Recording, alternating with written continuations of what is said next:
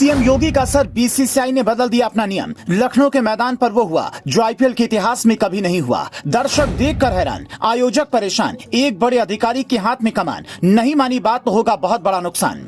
भारतीय संस्कृति पर होगा प्रहार तो खुलेगा बाबा का त्रिनेत्र। अटल बिहारी वाजपेयी के नाम पर नहीं होने देंगे बदनाम।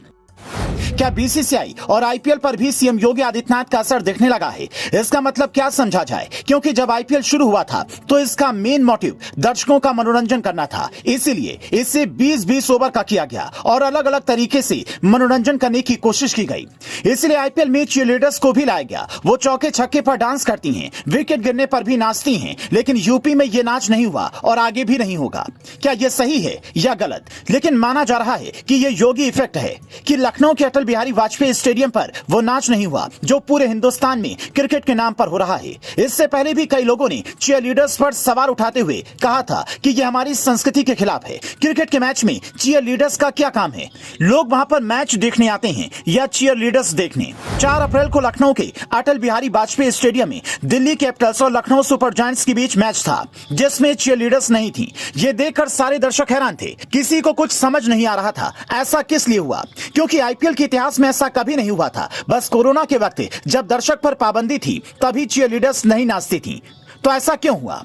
माना जा रहा है कि ये योगी इफेक्ट है, क्योंकि किसी और स्टेडियम में ऐसा नहीं हुआ। लोग कह रहे हैं कि योगी आदित्यनाथ भारतीय संस्कृति को बचाने वाले अगवा हैं, जिनके राज में ये नंगापन नहीं चलेगा। ये आईपीएल वाले पहले से जानते थे, इसलिए लखनऊ के स्टेडियम में चीयरलीडर्स को नहीं लाया गया। मैच में यहां चौके छक्के तो खूब लगे, मगर चीयरगर्ल्स की गैर मौजूदगी से सेलिब्रेशन डांस नहीं हुआ। चीयरगर्ल्स के लिए बनाया गया स्टैंड भी सूना ही रहा। चीयरगर्ल्स के नाम पर किसी तरह की अभद्रता को बढ़ावा ना मिले, इसी वजह से लखनऊ के मुकाबले में अब तक चीयरलीडर्स गायब रहीं। माना जा रहा है कि आने वाले मैचों में भी चीयरगर्ल्स देखने को ना मिले।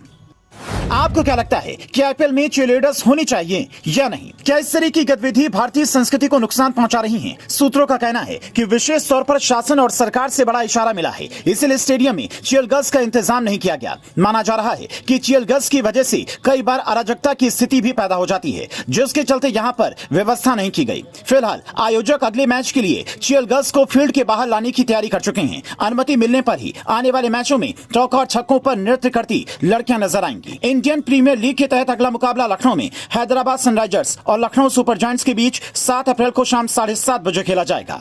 इस मैच में भी चीयरगर्ल्स देखने को नहीं मिलेंगी। वैसे भी ये स्टेडियम अटल बिहारी वाजपेयी के नाम पर है, तो उनके नाम वाले स्टेडियम में तो भारतीय संस्कृति को तार तार होते हुए योगी आदित्यनाथ नहीं देख पाएंगे। इसीलिए सीएम योगी की ओर से यह इशारा मिला है कि ऐसा नहीं करना है। अब देखना है कि अगले मैचों में चीयरलीडर्स अगर नहीं होती हैं तो दर्शकों का क्या रुझान आता है।